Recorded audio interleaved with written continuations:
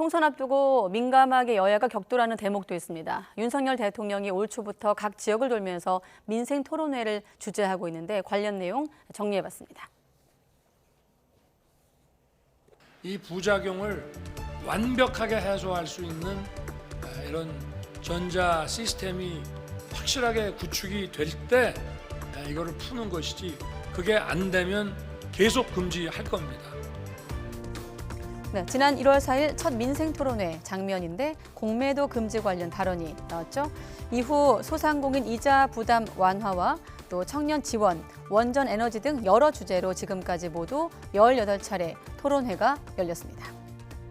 이 같은 대통령의 행보를 놓고 야당인 더불어민주당은 맹비난을 쏟아내고 있습니다. 네, 총선용 정책 공약을 남발하고 있다는 건데요.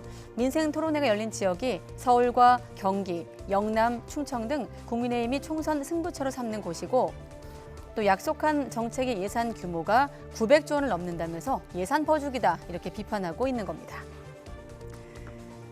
네, 특히 지난달 이공계 대학원생을 대상으로 매달 100만 원 안팎을 지원하겠다는 발언을 놓곤 선거법상 기부 행위에 해당할 수 있다면서 경찰에 고발까지 해놓은 상황입니다.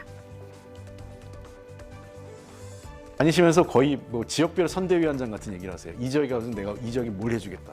배나무 밑에선 각근도 고쳐매지 말라고 하는데 대통령이 이렇게 하다 보니까 관권 선거 얘기가 나올 수밖에 없는 거죠.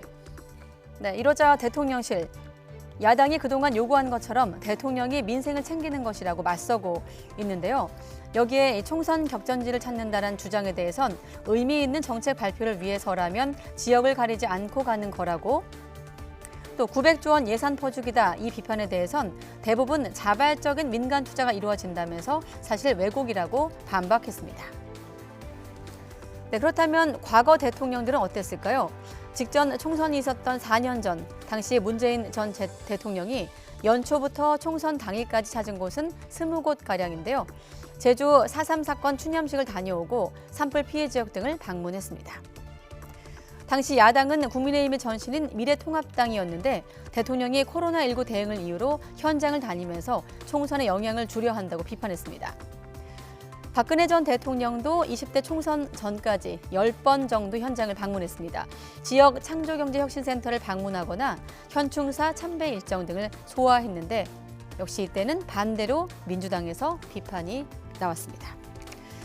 자, 이렇게 전직 대통령들도 총선을 치르는 해 부쩍 현장 방문을 늘렸던 것도 사실이고 그때마다 관권 선거 논란에 직면했습니다.